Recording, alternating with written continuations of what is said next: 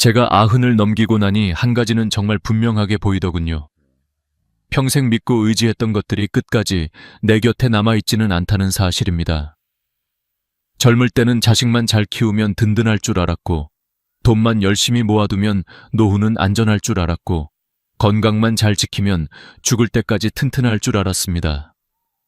그런데 삶은 우리가 계산한 대로 흘러가지 않더군요. 자식들은 저마다 자기 삶을 꾸려가느라 바빠지고, 그토록 어렵게 모아둔 돈은 병원비 앞에서 얼마나 허무하게 사라지는지 몸으로 겪었으며, 아무리 아끼고 챙겨도 늙어가는 몸은 결국 세월의 무게를 견디지 못하고 천천히 금이 가더랍니다. 어느 겨울 저녁 혼자 밥상을 차려놓고 앉아있는데 김이 모락모락 올라오던 된장국이 그대로 식어가고 방 안은 고요하기만 했습니다. 그 순간 문득 이런 생각이 들었지요. 내 곁에 끝까지 남아줄 건 도대체 무엇일까?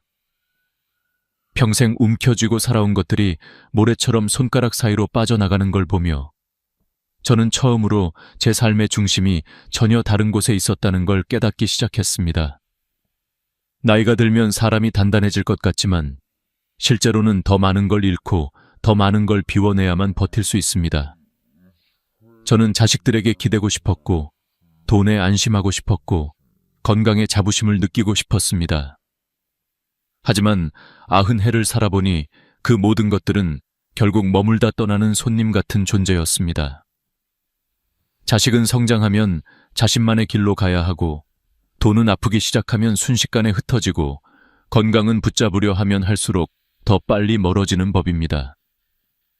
이 사실을 인정하기 전까지 저는 많이 흔들렸습니다. 왜 나만 이렇게 외로운가? 왜 이렇게 허무한가? 왜 모든 게 나를 떠나는가? 그런데 시간이 지나고 더 많은 사람의 이야기를 듣다 보니 그건 제 인생만의 이야기가 아니더군요. 거의 모든 노인이 겪는 공통된 진실이었습니다. 결국 삶은 우리에게 이렇게 말하는 것 같았습니다. 너는 이제 다른 걸 붙잡아야 한다. 그 다른 것이 무엇인지 깨닫기까지 아주 오랜 시간이 걸렸습니다. 저는 제 삶을 되돌아보며 이렇게 생각했습니다. 만약 내가 지금 다시 70대로 돌아간다면, 그때로 돌아갈 수만 있다면 나는 분명히 전혀 다른 선택을 했을 거라고. 삶의 중심을 자식에게 두지 않고, 돈에 매달리지 않고, 건강을 과신하지 않고, 오히려 나 자신과 내 일상, 그리고 내 곁의 작은 관계들을 지키는 데 마음을 더 썼을 겁니다. 왜냐하면 지금 돌이켜보니 끝까지 남아준 건 거창한 것이 아니었으니까요. 화려한 집도 아니었고, 두둑한 통장 잔고도 아니었고, 젊음처럼 탄탄한 몸도 아니었습니다. 끝까지 나를 지탱해준 건 아주 사소한 것들이었습니다. 동네 마트에서 누군가 건네주던 오늘도 나오셨어요? 라는 짧은 인사, 새벽 공원을 걸을 때 마주치던 익숙한 얼굴, 시장에서 무 좀 더 얹어주던 아주머니의 밝은 표정, 그리고 내가 아직도 필요하다고 느끼게 해준 작은 역할들. 바로 그런 작은 온기들이 제 인생의 기둥이 되어 주었습니다.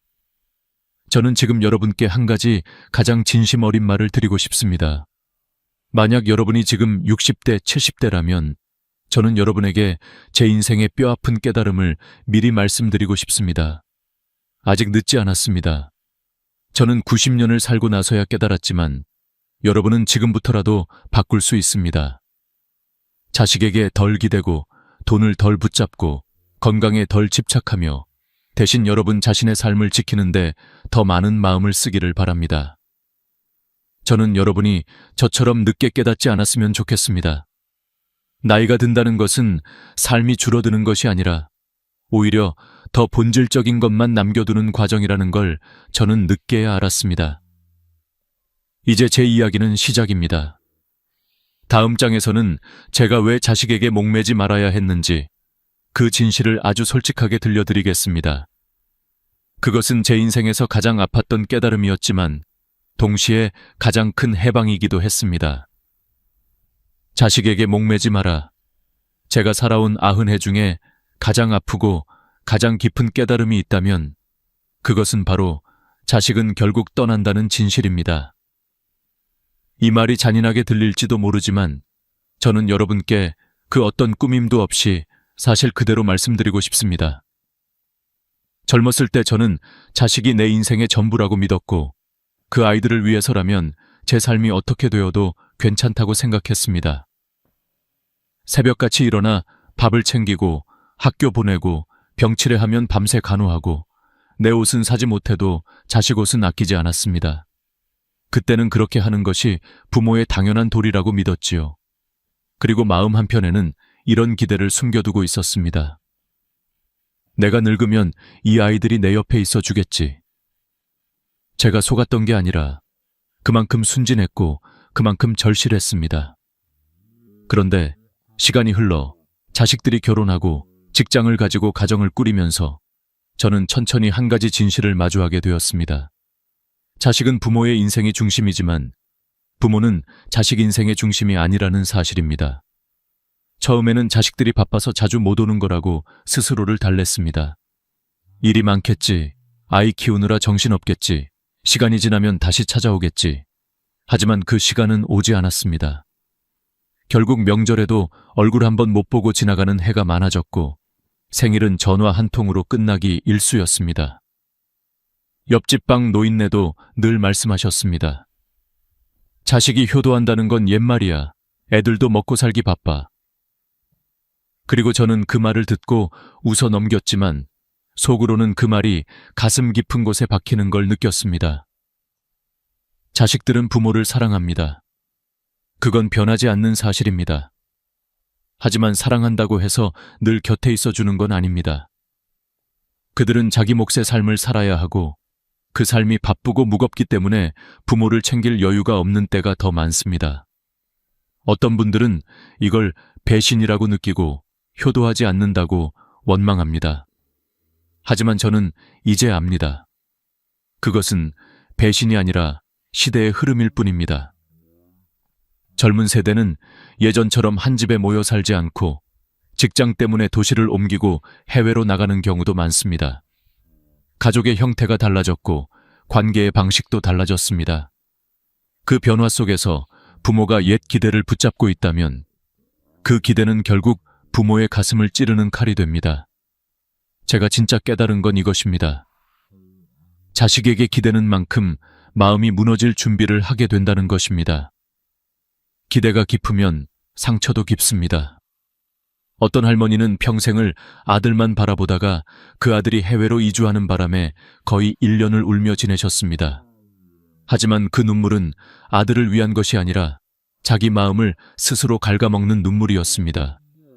결국 기력이 쇠하고 병원에 입원하셨고 아들은 잠시 다녀간 후 다시 떠났습니다. 저는 그 모습을 보며 크게 깨달았습니다. 자식에게 내 행복의 열쇠를 맡기는 순간 나는 내 인생을 잃는구나.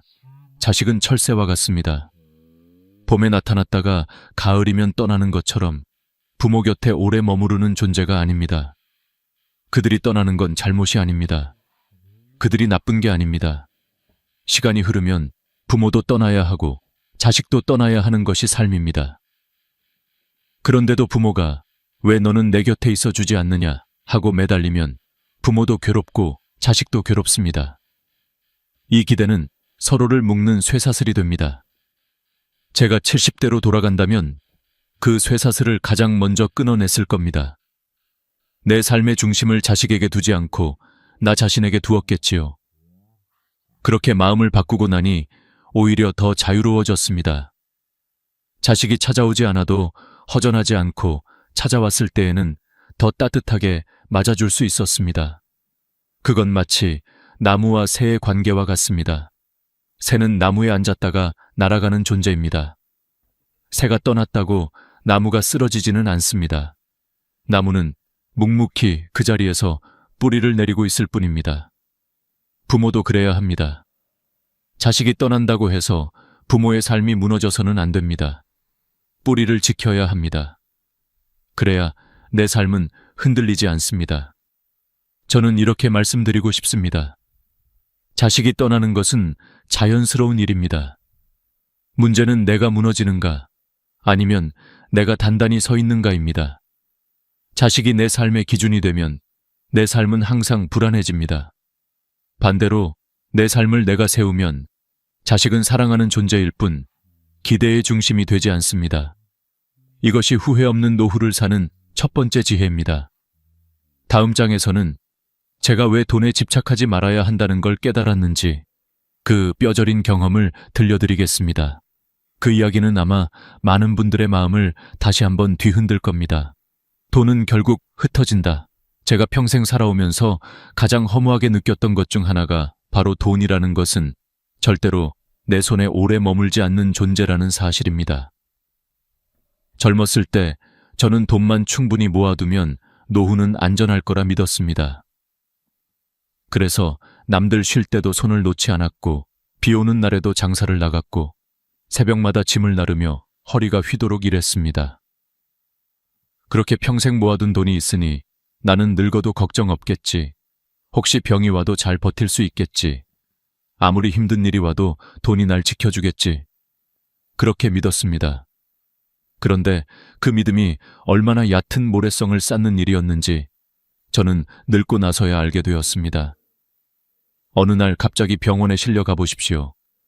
평생 모아둔 돈이 일주일 만에 얼마나 빠르게 사라지는지 그 속도를 보고 있으면 정말로 가슴이 덜컥 내려앉습니다. 저는 직접 경험했습니다.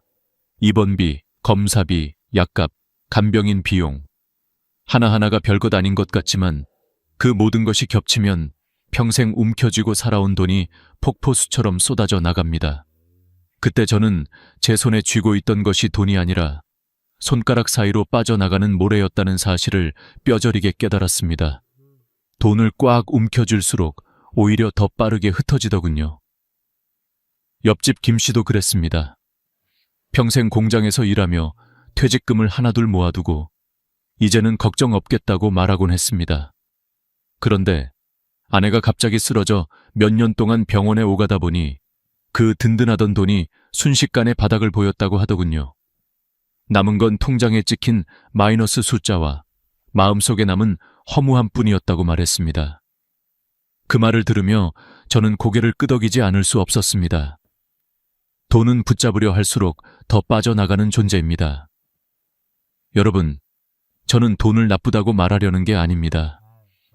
노후에 돈이 아예 없으면 당장 생활이 막막해집니다. 기본적인 안전망은 반드시 필요합니다.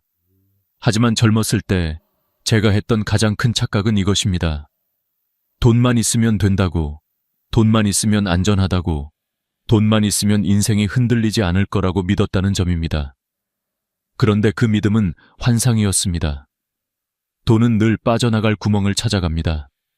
의료비, 자식 문제, 집수리, 갑작스러운 사고, 그리고 나를 돌볼 누군가에게 드는 비용까지. 결국 돈은 여기저기로 흘러가고 우리는 결국 돈을 붙잡지 못한 채 남겨집니다. 그래서 저는 지금 돈을 도구로만 생각합니다. 도구란 쓰일 때 의미가 있습니다. 쓰지 않고 움켜쥐면 짐이 됩니다. 통장 숫자를 바라보며 안심하는 것은 진짜 안심이 아닙니다. 오히려 그 숫자가 줄어드는 걸 볼 때마다 더 큰 불안이 생깁니다. 그러나 돈을 내 삶을 더 낫게 만드는 도구라고 생각하면 마음이 훨씬 편안해집니다. 좋은 음식을 먹고 작은 여행을 떠나 마음의 바람을 쐬고 친구와 밥 한 끼 나누고 건강을 위해 꼭 필요한 걸 사는데 돈을 쓰는 것. 이런 것들이 바로 진짜 남는 투자입니다.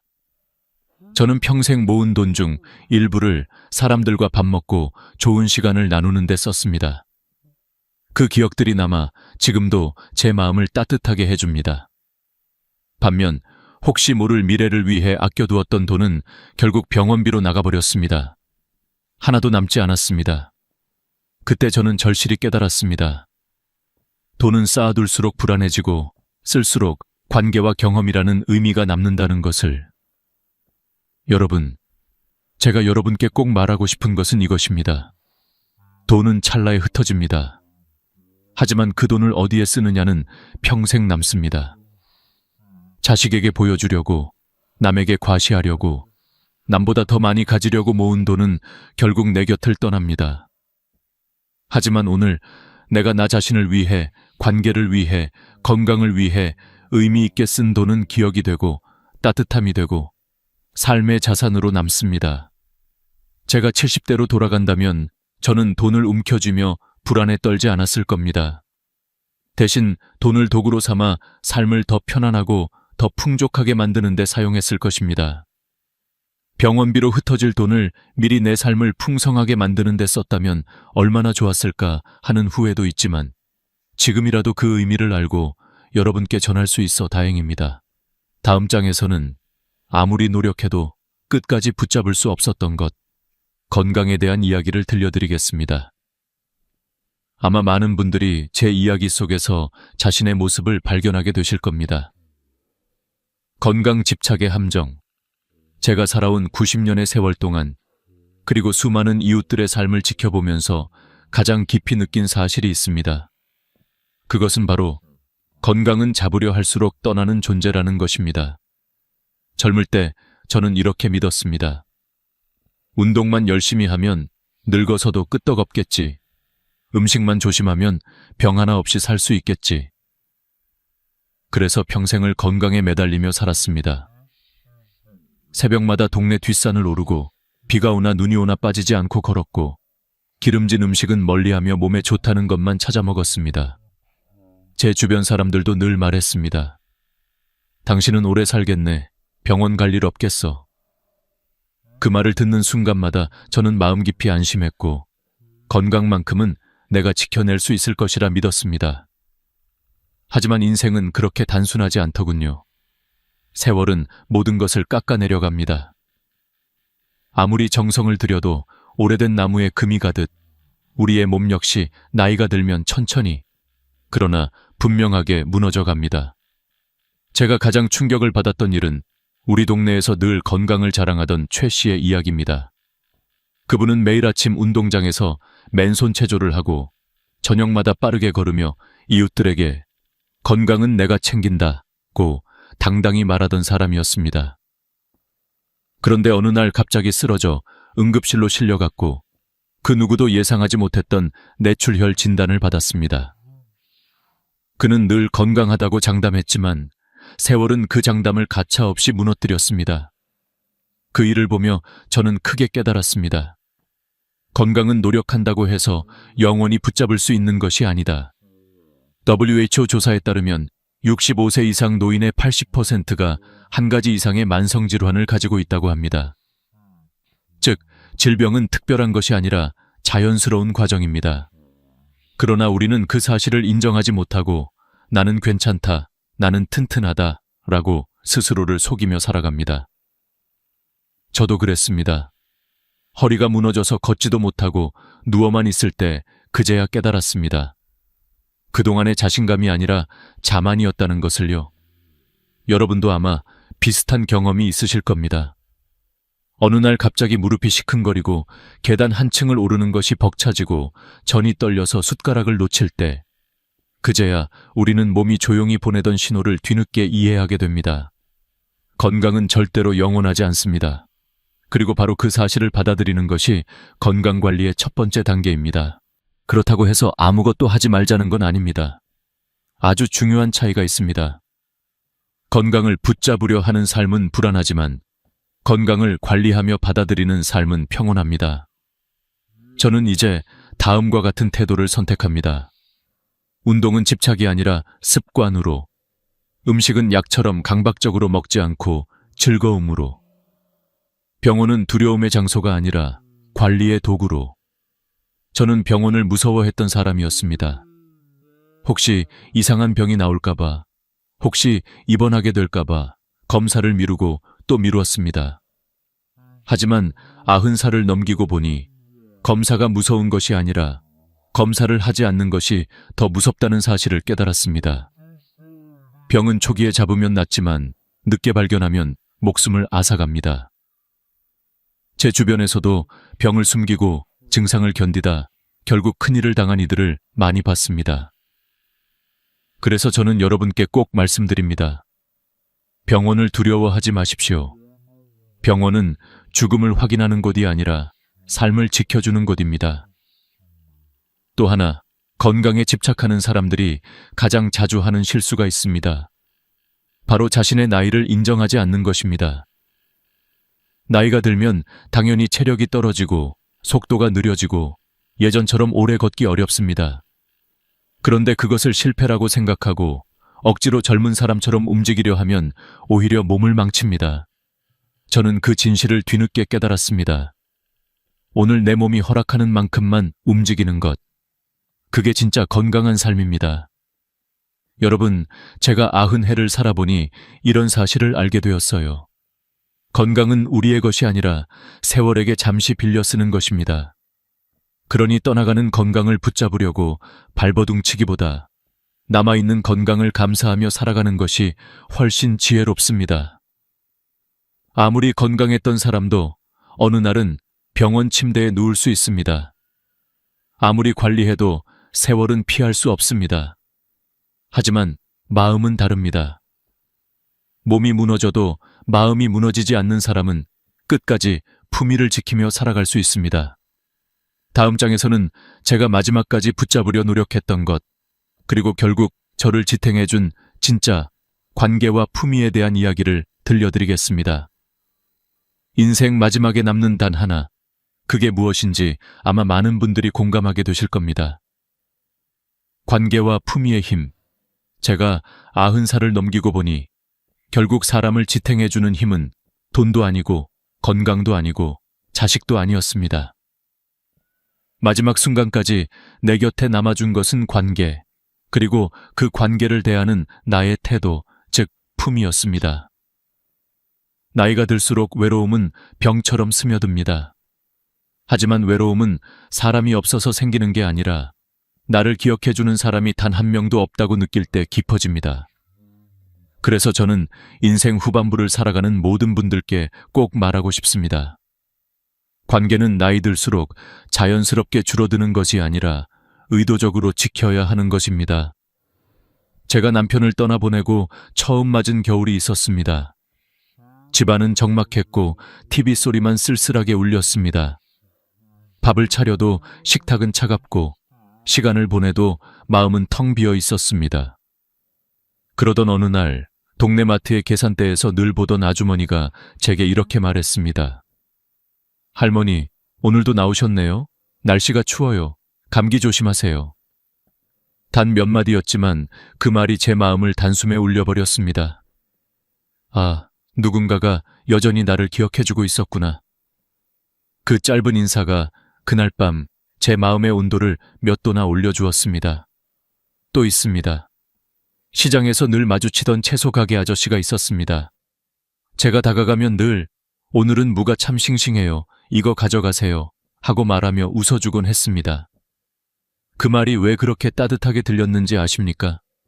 마치 이렇게 말해주는 것 같았기 때문입니다. 당신은 여전히 이 동네에 필요한 사람입니다. 저는 그 작은 말들이 얼마나 큰 힘이 되는지 그 나이가 되어서야 알았습니다. 끝까지 남는 관계는 거창한 사람이 아니라 매일 스치듯 만나도 마음을 움직여주는 작은 인연입니다. 반대로 어떤 관계는 나를 갉아먹습니다. 예전에 제 주변에는 늘 불평만 늘어놓는 지인이 있었습니다. 만나면 세상 탓, 사람 탓, 자식 탓. 처음엔 위로해주려고 들었지만 집에 돌아오면 괜히 기운이 빠지고 아무것도 하기 싫어지더군요. 어느 날 저는 문득 깨달았습니다. 내 나이가 어느덧 90인데 왜 나는 여전히 남의 짐을 대신 지고 있을까? 그날 저는 그 관계를 놓았습니다. 그리고 놀라운 일이 일어났습니다. 마음이 훨씬 가벼워졌습니다. 관계에도 정리가 필요합니다. 방 안에 불필요한 물건을 비워내야 공간이 생기듯 마음에서도 무거운 관계를 비워낼 때 여유가 생깁니다. 하버드 성인 발달 연구에서도 밝혀졌습니다. 80년 넘게 사람들의 삶을 추적한 결과 수명을 가장 길게 만드는 요소는 돈도, 명예도, 건강도 아닌 좋은 관계의 질이었습니다. 좋은 관계는 건강을 지켜주고 외로움을 줄이며 마음을 평온하게 해준다고 합니다. 반대로 갈등이 많거나 부정적인 사람 옆에 오래 있으면 스트레스가 높아지고 질병 위험도 올라갑니다. 어쩌면 우리는 이미 알고 있었는지도 모릅니다. 행복은 결국 사람에게서 온다는 걸요. 품위에 대해서도 이야기해 봅시다. 많은 사람들이 나이 들수록 체면을 유지하려고 애씁니다. 남들 눈치 보느라 비싼 옷을 사입고 허리가 아파도 괜히 젊어 보이려고 불편한 신발을 신고 남이 뭐라 할까봐 마음에도 없는 미소를 짓습니다. 하지만 이렇게 사는 사람일수록 내면은 더 피곤하고 더 외롭습니다. 체면은 남에게 보이기 위한 가짜 멋이고 품위는 나 자신을 받아들이는 진짜 멋입니다. 제가 기억하는 한 할머니가 있습니다. 늘 같은 가디건을 입고 다니셨지만 그 가디건은 깔끔히 다려져 있었고 가슴에 작은 브로치 하나를 달아 놓으셨습니다. 화려하지 않았지만 고왔습니다. 사람들은 말했습니다. 저분 참 멋있다. 세월이 흘러도 단정하시네. 그분은 젊음을 따라잡으려 하지 않았습니다. 대신 자신의 나이를 자연스러움으로 받아들이고 그 안에서 자신만의 멋을 만들어냈습니다. 그게 바로 품위입니다. 품위는 나이를 가리지 않고 오히려 나이를 먹을수록 더 빛나는 힘을 갖습니다. 제가 70대로 돌아간다면 저는 이렇게 살 겁니다. 불필요한 관계는 과감히 끊고 따뜻한 사람들과 더 자주 만나고 체면 대신 자연스러움을 선택하고 나이든 나를 부끄러워하지 않고 작은 관계들을 소중히 여기며 말입니다. 관계와 품위는 노후를 지탱하는 두 개의 기둥입니다. 하나는 나를 외로움에서 지켜주고 다른 하나는 나를 초라함에서 지켜줍니다. 이 두 가지가 튼튼하면 비록 혼자 살아도 마음이 허물어지지 않습니다.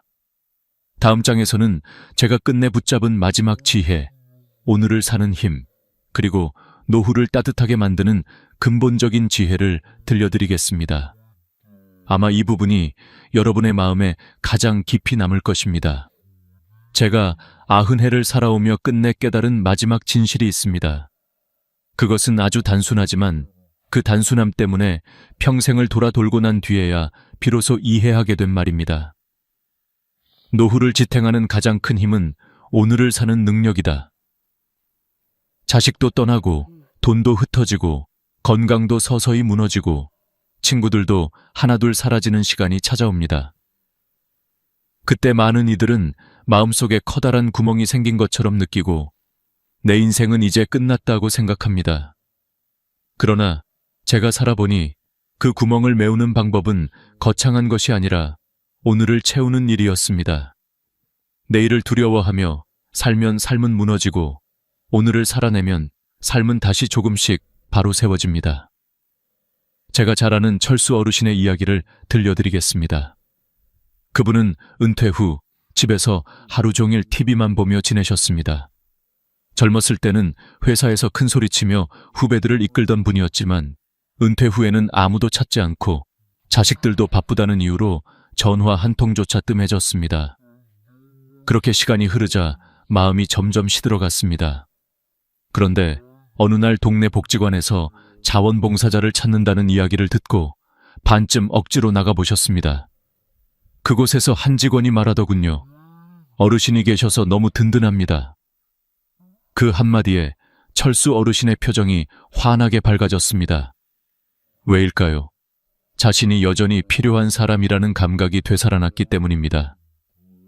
그는 그날 이후 매주 정해진 시간에 복지관을 찾았고 누군가에게 도움을 줄 수 있다는 사실이 그의 삶을 다시 일으켜 세웠습니다. 저는 그 모습을 보며 깨달았습니다.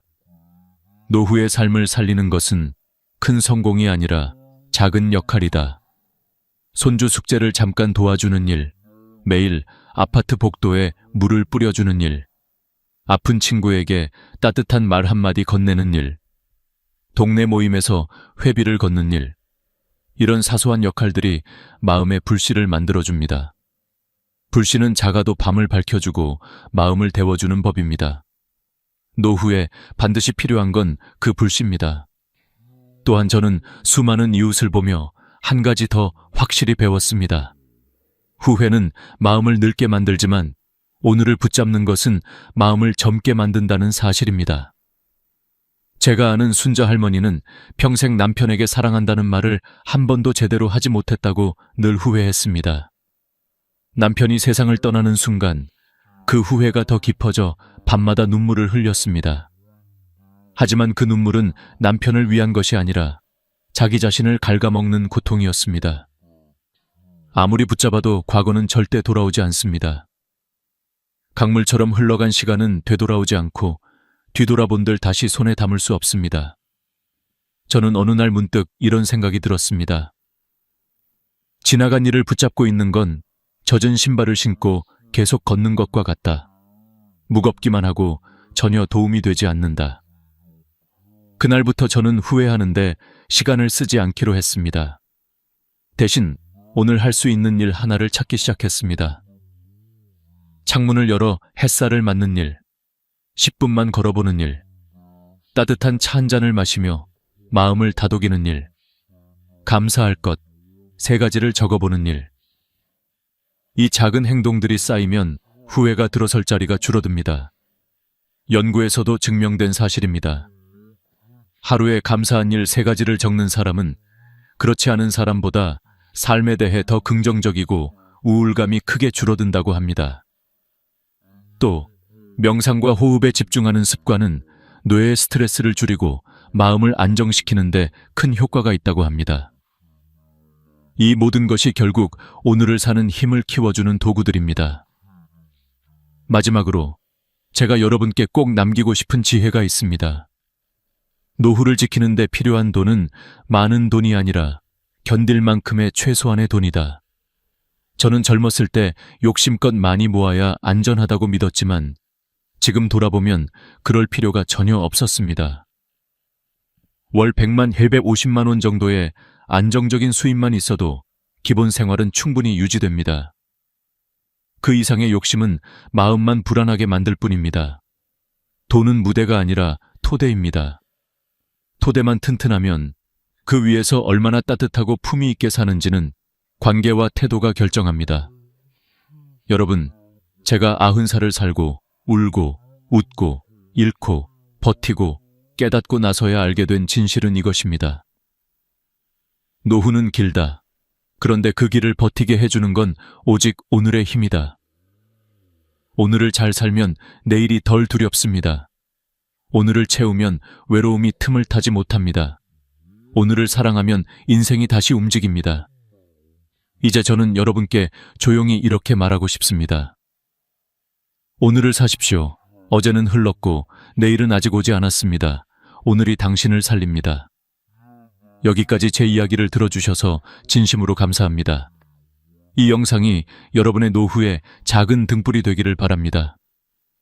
그리고 혹시 오늘 제 이야기에 단 한 줄이라도 마음이 움직였다면 구독과 좋아요를 눌러주시고 다음 이야기에서도 함께 해주세요. 당신의 내일이 오늘보다 따뜻하기를 진심으로 기도드립니다.